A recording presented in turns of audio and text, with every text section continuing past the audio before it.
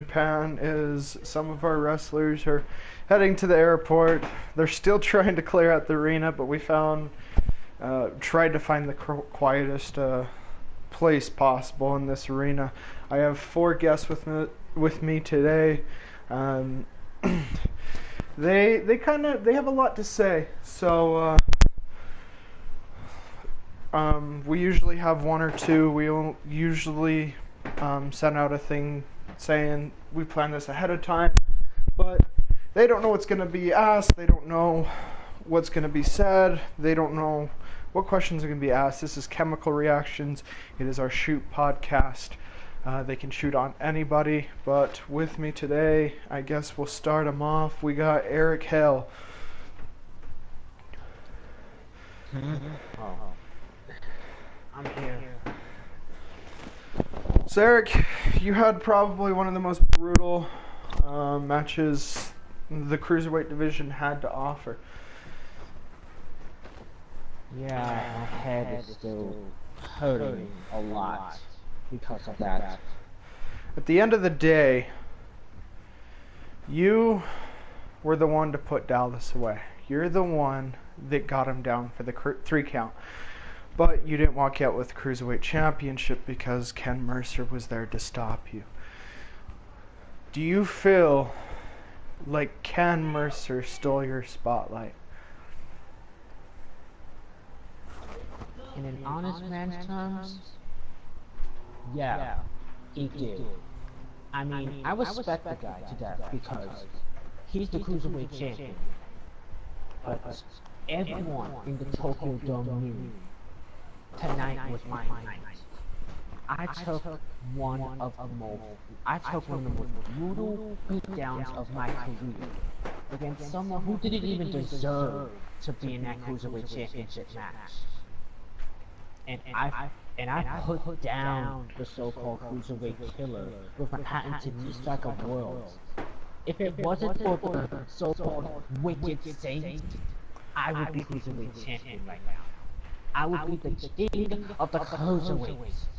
But nope, just like everything else, someone has to steal my spotlight. But I'll do a Ken in a moment. For now, I need to get something off my chest. Hey Dallas, you said you were gonna take me down. You said you were gonna destroy me in Ken. Newsflash, just like what I said in the chat, you can't kill what can't die. Sure, I'm still stuck. And sure, my head still hurts and I have a potential concussion. But there is one thing only that is for certain. I am still standing. Tonight, at Last Stand, I proved to the entire world that I have heart and soul like no other. That I have what it takes. I have what it takes to compete in some of the biggest matches ever. That I have what it takes to compete under the pressure of the world, where everything rested on my shoulders, and I proved that it is just a regular match. I proved that I can still have a 5-star match. It don't even matter if I lost. What matters is I made a statement, and the statement is I am one of the best and most dangerous cruiserweights in Biohazard today. And if there is anyone who wishes to object, if there is anyone who thinks I'm wrong, then go ahead. Tell me face to face like a man, instead of becoming a coward like Dallas Cage and the rest of Death Aces, who instead of trying to get what they want fair and square, they decide to go backstage and attack people who don't even deserve to be attacked. People like Aaron the Destroyer and every other cruiserweight. Come on for a second, but it don't even matter because I'm making my point clear, crystal clear, and that is you can take down one cruiserweight, but you're just dealing with the rest of the army. And I'm standing on the front lines because I am the wicked Cypher. And one thing this wicked Cypher does is always get the job done, no matter the circumstance. And by the time me and Ken and the rest of us who are still standing are done, I'm only gonna say 2 words for Death Faces. The end. Now, I'm sorry. go ahead. Go ahead. No, I was gonna end it, but you had a bunch of questions, and I'm all ears now. Now, a second person that got involved in your match, we might as well bring him out because he's with us here today. Aaron, are you there? Yeah, I'm here. I'm here, Nate. What's up? Now, David, excuse me. this is a question to both of you. After the match, I got the chance to talk to a few cruiserweights, and we'll get to Aaron later, how everybody's thinking he turned on Ken Mercer. He turned on the cruiserweight division. Now, I talked to a few of the cruiserweights in your locker room. Some may include Richard and a few others. They said Ken Mercer, Aaron the Destroyer, and Eric Hill, they're no cruiserweights. They don't respect you guys anymore. Your thoughts? Eric, I will let you go first since I have a lot of respect for you. So go ahead, I'll let you go first. Who the hell do these people think they are? Who the hell do these people think they are? Are they blind? Are they stupid? Did they not see the hell that me and Ken put out there? We put our bodies, our careers on the line. I have blood pouring down each and every crevice down my face. I nearly lost my life today, and these people decide to have the audacity to say that we're not good enough, that they don't respect us? How dare they? See, this is why I have trust issues, because you can't trust people. You never know when someone will say stuff like this. This is exactly why. This is exactly why I don't hold back anymore. This is exactly why I don't respond to critics, except for times like these. I have one of the biggest matches of my career, and even then, I'm still getting criticized. People like me are still getting criticized. I just can't believe it. See, Eric, you're not wrong there, and I'm getting the same shit as you are. You see, I'm getting a lot of criticism day in and day out, saying how this the reason why the cruiserweights are failing right now is because of me and Ken. No, it's not. It's not even. We're not even failing. As far as I'm concerned, we are proving why we are the division. Okay? You see, before the cruiserweights, when the cruiserweights showed up, they made an impact and put every division on notice. Is once we were main eventing and stealing the shows, every division decided to wake up and say, you know what, we need to prove that the cruiserweight, we're better than the cruiserweight. And this is what we want. We want the competition, we want the challenge, and that's what we're doing. So, to say that we are the reason why the cruiserweight division is failing, it's bullshit, and that's straight out facts, because the bottom line is, you look at Eric Hale, he put his body on the line for almost 30 minutes inside a Hell in a Cell with a heavyweight that shouldn't have been in the damn match from the start. You didn't deserve it. Exactly. You see, that's why I would have enjoyed to see Eric Hale versus Ken Mercer for the Cruiserweight Championship, because that would have been a show stealer. That would have been an awesome match to watch. But no, Dallas decided to bully his way into the match. So, as far as I'm concerned, too bad. There's also the impending doom of freaking death faces who decide to make their name known via cheap tactics, dirty moves, and backstage attacks instead of taking us on like Steel Men. This is why.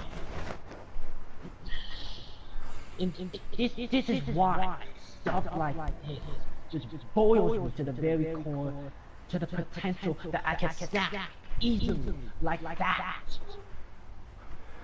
No. But Aaron does have a point. Both of you guys put your bodies on the line.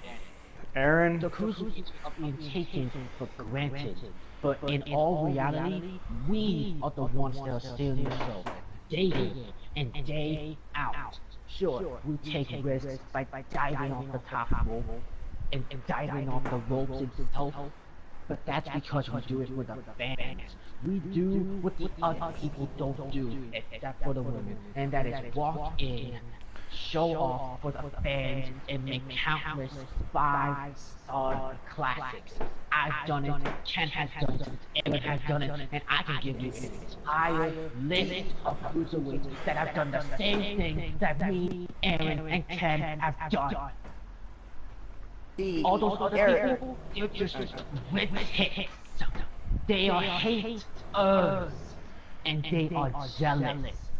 Jealous of the future greatness known as the people of 205 and under.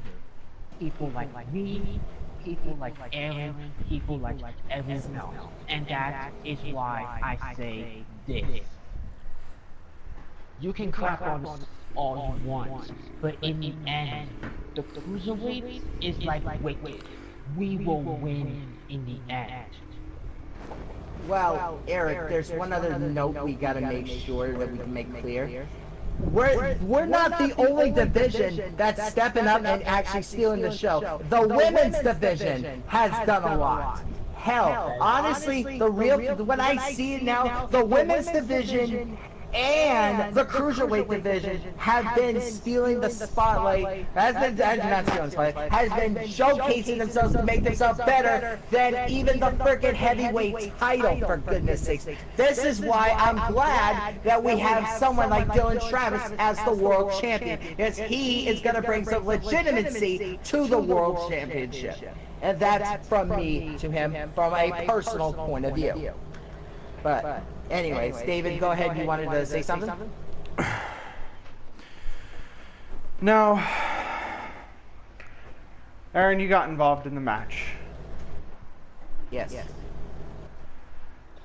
Yes, there is swearing in this podcast for the people that were asking in the comments, because we are live on YouTube. Now, Ken didn't call you a friend after you hit him with the demon knee. He said, "See you around, Aaron." Do you feel that Ken has lost all respect for you? I don't know what his mindset is right now, to be honest with you. I have not spoken to Ken since we had our interaction inside the Hell in a Cell match. I can tell you right now that I will say this publicly, I will say it as straight as forth as possible. I said on the Go Home show on Biohazard, I said and made it clear that if Death Faces got involved inside the Hell in a Cell match, I was going to intervene, and I was going to make sure that I was going to stop them and make sure that it was going to be a normal triple threat match with no Death Faces involved. I saw Joey Monet, and I saw him dominate Eric, and I saw him dominate Ken on top of the cell. I had enough of it, and I went in, I climbed up the cell, and I was ready to DVD Dallas from the top of the cell all the way to hell. And that was what I wanted to do. But Dallas saw me coming. He moved out of the way, and I couldn't stop.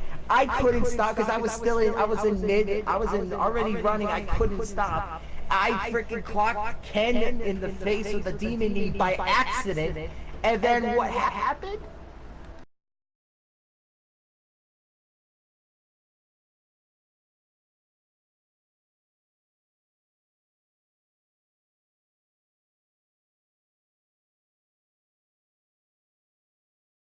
I did not, under any circumstances, I did not do this on purpose. This was an accident. I did not mean to hit you with the demon knee. It was all George Dallas. Dallas moved out of the way. You got hit. You were you were at the wrong place at the wrong time. It was not meant to hit you. No, there's something that Ken pointed out that a lot of people are believing. How did you miss a 330-pound man?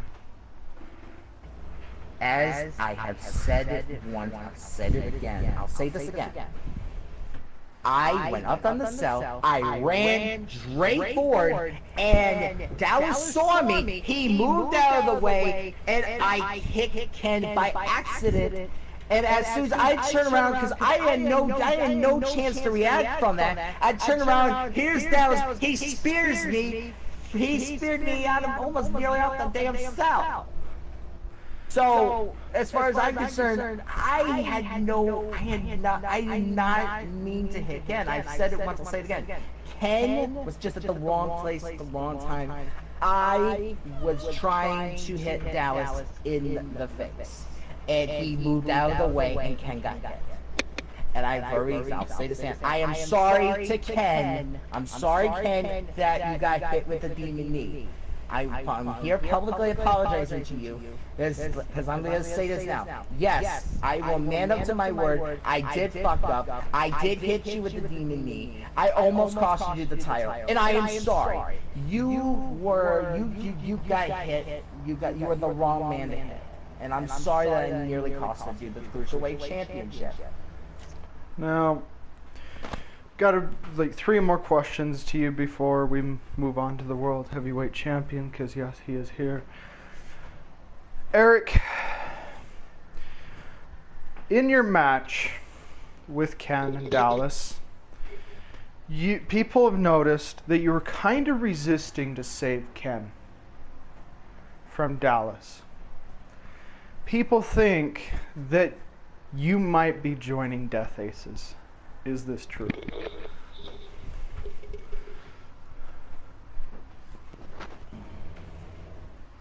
I think way we're just trying to get work with Eric's mic, but that's actually another rumor that I need to address too, because I've been getting my phone has been blowing up since the end of this Last Dance event. I will say this now, because there's been rumors that I've been hearing of, is Aaron joining Death Aces? Is he turning back on the Cruiserweights? No, I'm not joining Death Aces, and I'm not betraying the Cruiserweights, because I'd be damned if I associate myself with trash like Joey Monet, Blake Graves, and Dallas Cage, just a few that I will say, because there's the thing. They hate my guts, and I hate theirs equally. So why would I associate myself with them, knowing that they want to take out me and the rest of the Cruiserweights? That's not right. That's not fair. You see, I'm not going to betray the Cruiserweights, not at all.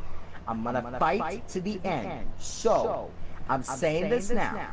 If anybody thinks that I'm joining Death Aces and betraying the Cruiserweights, then you're delusional and you're out of your mind, because I am not doing that under any circumstances. All right, I guess Eric's not here right now. There might be something going on. Oh, Eric, I was going to ask you, when you were in the Hell in a Cell with Dallas and Ken, people saw you resisting to save Ken a little bit. There has been claims that people think you're joining the Death Aces. Is this true? Okay. I'm just gonna stop you right there. To anyone who is saying joining Death Faces, take a look in the mirror. Because you're a dumbass. Do you people actually think that me, the Wicked Cypher, would join a group as despicable as Death Faces? And did I remind you, this is the group that has the guy that nearly ended my life in a bloody mess. There is absolutely no way in hell that I would join Death Faces. If I were gonna go to many lengths just to win the Cruiserweight title, I would have turned heel. But I would have done it my way. And that is on my own path. Like the valiant lone wolf. Not by sticking a middle finger in the face of the Cruiserweight division and joining a group of a-holes like Death Faces. And besides, it doesn't matter what I am, face or heel. I always fight clean, and I will only resort to cheap tactics when it's absolutely necessary. So, to put everything simple, no, I am not, and never joining Death Faces. Besides, they're too weak for me anyway, and the only suitable match in that little group is Death Cage, because I'm still trying to find many other ways to put him down.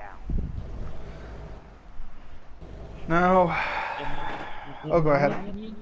That knee strike of worlds that I hit on him inside that cell with me getting lucky. Because not only did I put him down on the ground, I also made him bleed. But I have a feeling that I got lucky. And when he does get another chance to face me, he'll beat me down worse than he did in Hell in a Cell. That's why the moment I get cleared by that doctor, I'm gonna prepare for the next time I face Dallas. I'm gonna find every single weak point and exploit it against him, so that way I can leave the ring knowing that I won, that I beat him, that I proved that I can stand against even the heavyweights, and that Death Face can't stop me. My last question, it's not necessarily a question more than a statement, and it's to both of you. I was handed this note by Gabriel Apex, Blake Graves, Dallas Cage, and Joey Monet. This is a checklist of everything they've done. Take the Cruiserweight Championship. Check. Destroy Sky's the Limit. Check. Put Cruiserweights in the hospital. Check. Take out Seth Sabin. Check. Destroy Eric Hell, Aaron the Destroyer, and Ken Mercer is the only one that's not checked. I got a lot on my plate that I do want to say, but I'm like I said, I have a lot of respect for Eric for what he has done, and as respect of a fellow cruiserweight to another cruiserweight, I'm going to let Eric go first. So Eric, I'll let you have the floor.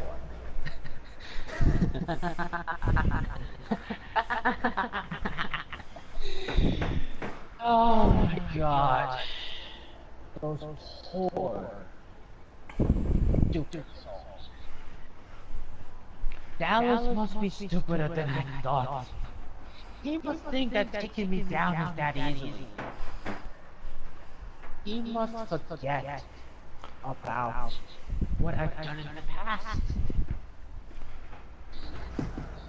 He must have forget. I'm a hardcore icon. Way before XWW, I was honing my hardcore skills.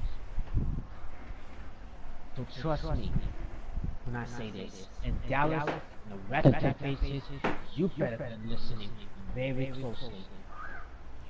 It don't matter how many you put in that ring against me next time you see me. Whether it's Dallas Cage or all four of you. Hell, you could even bring an army. But let me just give you a word of advice. Watch your back and stay alert. You never know where I can hit you. I can hit you from behind with a steel chair. I can hit you in the gut with a chemical stick. I can grab a ladder and just smash it against the back of your skull. See, you may have the numbers advantage, and you may have a heavyweight on your side. But what you don't have is heart. What you don't have is soul. What you don't have is hardcore ability. And last time I checked, Blaze always wins against Ron. And I have plenty of fun, especially when it comes to matches like Hell in a Cell, matches like Extreme Rules, because those matches is really where I unleash my wild side.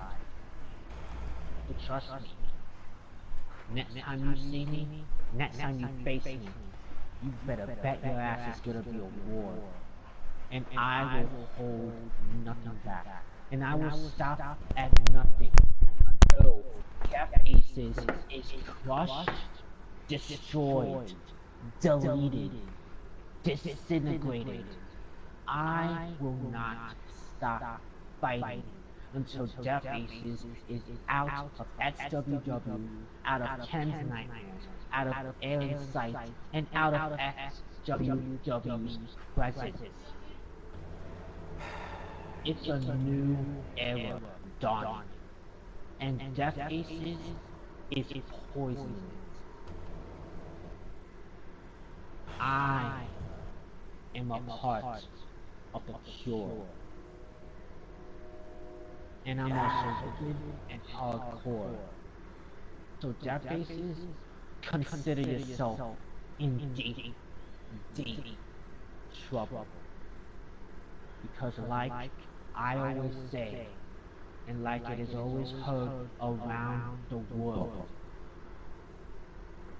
you can run and you can hide, but in the end, wicked always wins. And you better believe wicked is coming fast, fools. Wow. Aaron, Mike is yours. Thank you, Eric. I appreciate it. And I'm gonna get him before I go off. You did an awesome job in the Hell in a Cell match. Mad respect for you, and can't wait to get in the ring with you someday in Biohazard. So mad respect for all that I did. I'll add your name to list of people I look forward to facing in the ring in XWW. Absolutely, respect all the way, dude. Now. Go ahead. So this is what it's come down to with Death Aces as a checklist. Okay. So you took out the set. Yes, you did. You've taken the title. Yes, you did. You have putting people in the hospitals. Yes, you did. Now here's the thing. You didn't take out Ken because Ken's still moving around and still kicking your asses. You didn't take out Eric Hale because, as you can see, he's right here and is ready to knee your fucking heads off to hell. And as far as I'm concerned, I'm ready to kick all four of your asses for the fact that you're trying to put me in a no-win situation. Now, here's the thing, Dallas, I know you can hear me loud and clear. Now, you say that you're trying to put words in my mouth saying that I had did this on purpose and all this shit. No, I didn't. You say that you took me out. Yeah, you may have beaten me down multiple times, but here's the thing. I got back up and I still fought. You want an example of that? Let's go to that handicap match that we had in Paris, Dallas. You fought me and Seth, who hasn't been in the ring in 4 years. We both kicked your ass and we won.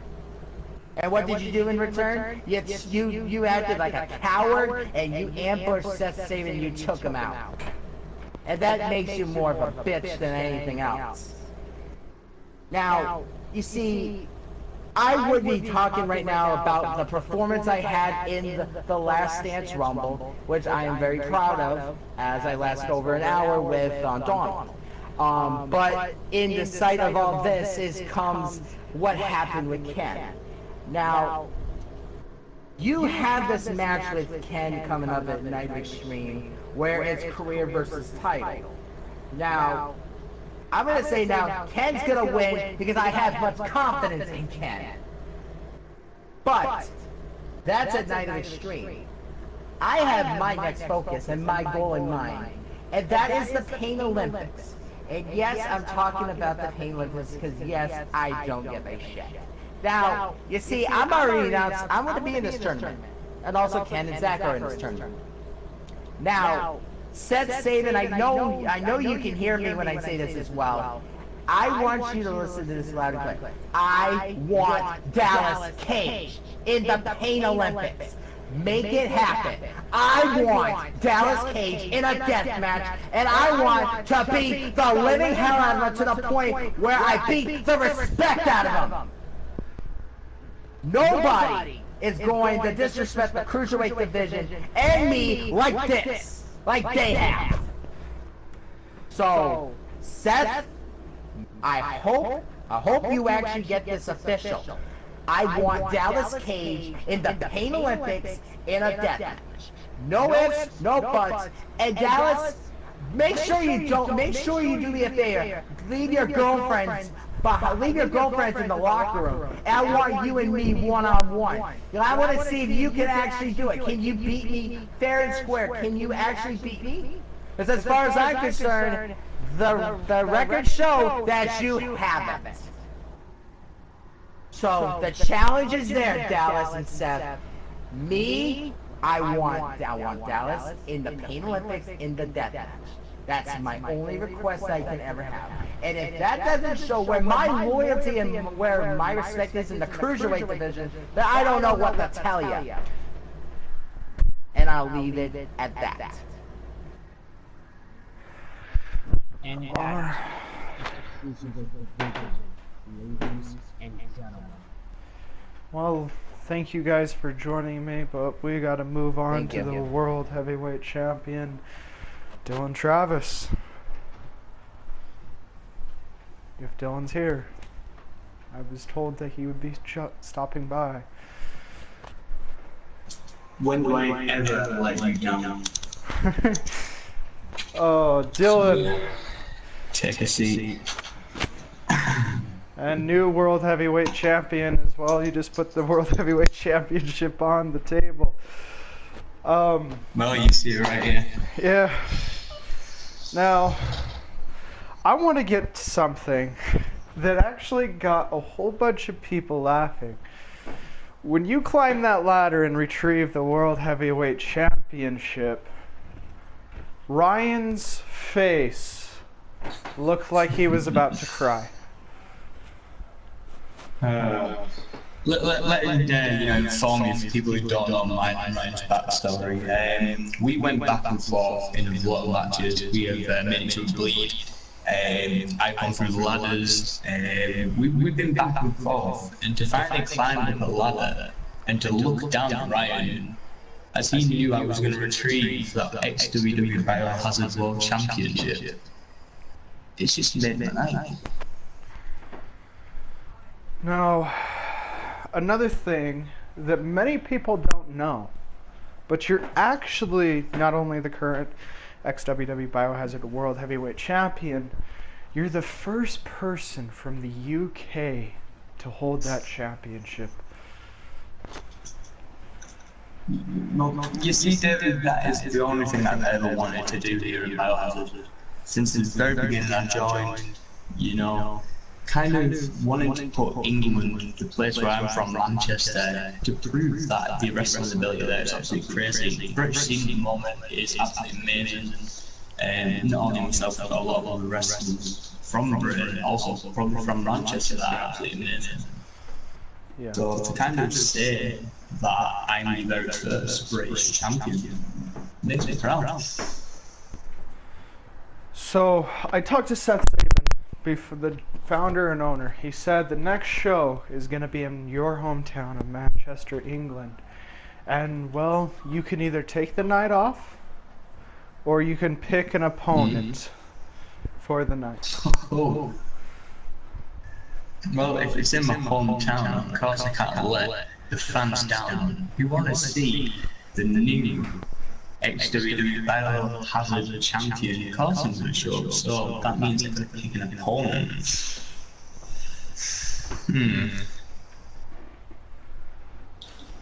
You know how I like to say things, cruiserweight to maybe cruiserweights. Yeah. But if you can fight and you can beat someone, you've won the match. So I'm going to issue the championship match in my hometown to Aaron the Destroyer. Wow. Now, if you would like to accept that, Aaron, it'd be an honor to fight you. Alright, I was just about to leave and I overheard you were mentioning my name. What's up, champ? How you doing, man? Hey, doing good. Congratulations on winning the Biohazard World Heavyweight title. You deserve it, man. Yeah, thank you. So what's going on, champ? What did you mention my name for? I was just saying, you know, obviously David was just saying how I've got an event in Manchester, we all have an event in Manchester coming up, and you can either choose to take the night off or pick an opponent. Even though you're cruiserweight, you can still put up a fight, you can still, I'm going to say kill people. So I'm going to offer out a World Championship shot, Dylan Travis versus Aaron the Destroyer, in my hometown. If you are up for that, my hand is out right now. Hey, it would be an honor and privilege to step into the ring with the new World Heavyweight Champion in front of your friends and family. You got yourself a deal, Dylan. That's good to hear. It would be an honor and privilege to tear the house down with you in front of your hometown. Yeah, thank you. But you know what? I want you to know that I'm gonna give you everything I got. I'm gonna give you my heart and my soul. I'm gonna bleed to whatever it takes to prove that I can stand up with the heavyweights, including yourself. Because Well, that's what I expect. and you wanted a fight, I'm willing to bring the fight to you, and I hope you do the same, buddy. That's what I'm very glad to hear that. No. So, official deal. Ryan Riley, the last time we were in Manchester, he basically paid people to screw you over in your own hometown. And, well, on your birthday as well. On my birthday, yeah. Did you really tell you devastating thing about that?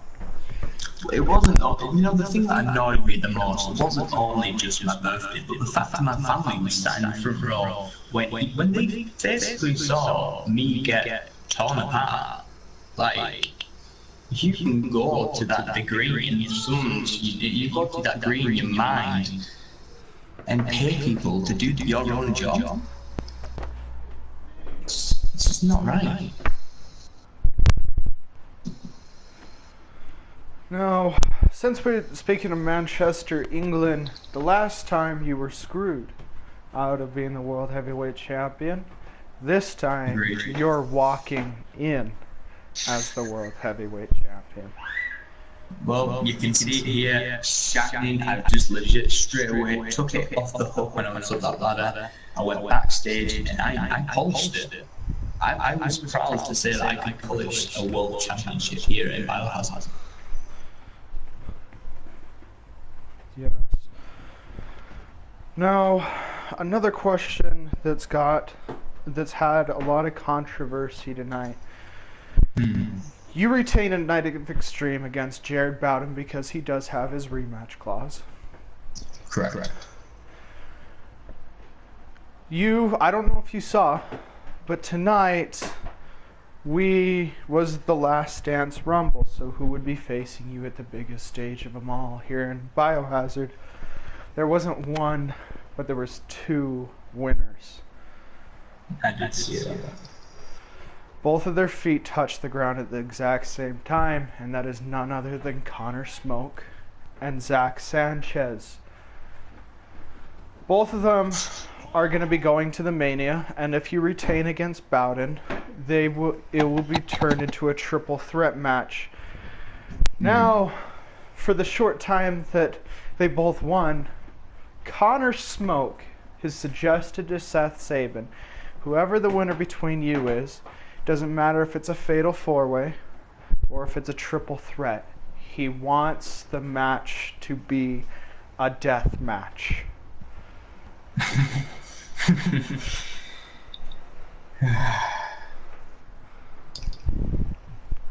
A death match. David, I'm not going to explain my backstory, but I'm going to let you explain my backstory to everybody who's listening right now. What should everybody be scared of the most? Well, you've never lost a death match, is one. Correct. The ref had to throw in the towel when you faced Blake Graves because, well, you infected his back with chemicals.